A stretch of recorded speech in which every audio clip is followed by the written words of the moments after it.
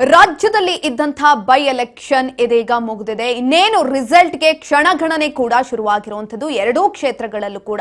ದಾವಣಗೆರೆ ದಕ್ಷಿಣ ಹಾಗೂ ಬಾಗಲಕೋಟೆಯಲ್ಲಿ ರಿಸಲ್ಟ್ಗಾಗಿ ಇದೀಗ ವೇಟ್ ಮಾಡ್ತಾ ಇದ್ದಾರೆ. ಇನ್ನು ಉಮೇಶ್ ಮೇಟಿ ಚರಂತಿಮಠ ಮಧ್ಯೆ ಹೈ ವೋಲ್ಟೇಜ್ ಕದನ ಇತ್ತು.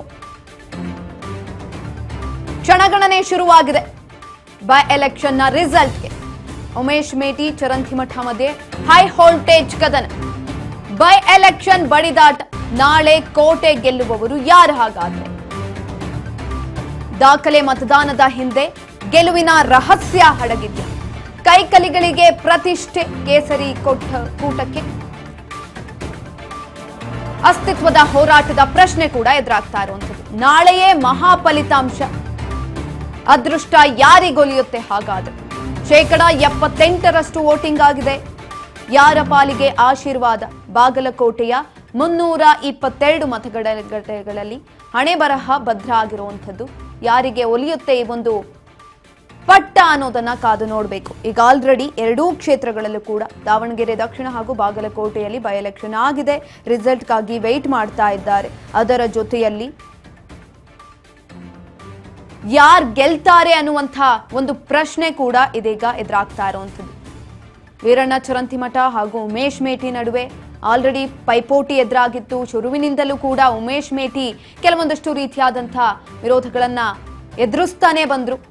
ಅವರ ಫ್ಯಾಮಿಲಿಯಿಂದ ಹಲವು ರೀತಿಯಾದಂತಹ ವಿರೋಧಗಳು ವ್ಯಕ್ತ ಆದವು. ಆ ಸಂದರ್ಭದಲ್ಲೂ ಕೂಡ ಉಮೇಶ್ ಮೇಟಿ ಅದೆಲ್ಲವನ್ನ ತುಳಿದು ಇದೀಗ ಬೈ ಎಲೆಕ್ಷನ್ ನಲ್ಲಿ ನಿಂತಿದ್ದು ಆಯ್ತು, ವೋಟ್ ಹಾಕಿಸ್ಕೊಂಡಿದ್ದು ಆಯ್ತು. ಇದೀಗ ರಿಸಲ್ಟ್ಗಾಗಿ ವೆಯ್ಟ್ ಮಾಡ್ತಿದ್ದಾರೆ. ಇನ್ನು ವೀರಣ್ಣ ಚರಂತಿಮಠ ಅವರು ಕೂಡ ಈ ಒಂದು ಸಂದರ್ಭದಲ್ಲಿ ಗೆಲ್ತಾರೆ ಅಂತ ಹೇಳ್ತಾ ಇರುವಂಥದ್ದು. ಎರಡೂ ಕಡೆನೂ ಕೂಡ ಈ ಅನುಕಂಪದ ಅಲೆ ಅನ್ನೋದು ಇದ್ದೇ ಇದೆ.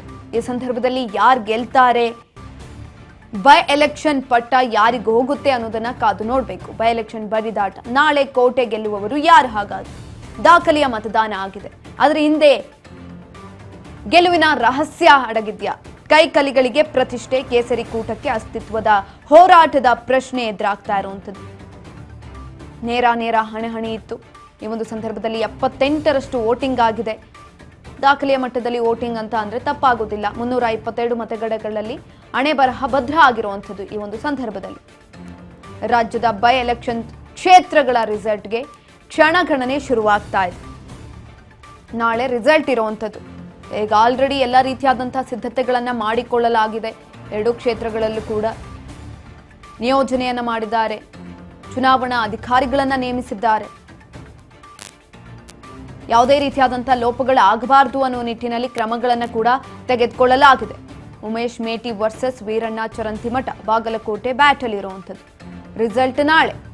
ಯಾರಾಗ್ತಾರೆ? ಉಮೇಶ್ ಮೇಟಿ ಆಗ್ತಾರಾ? ವೀರಣ್ಣ ಚರಂತಿಮಠ ಆಗ್ತಾರಾ? ಉಮೇಶ್ ಮೇಟಿಗೆ ಅನುಕಂಪದ ಅಲೆ ಇದೆ. ಆದ್ರೂ ಕೂಡ ವೀರಣ್ಣ ಚರಂತಿಮಠ ಅವರನ್ನ ಕೂಡ ಬಿಟ್ಕೊಡೋದಿಲ್ಲ ಆ ಕ್ಷೇತ್ರದಲ್ಲಿ.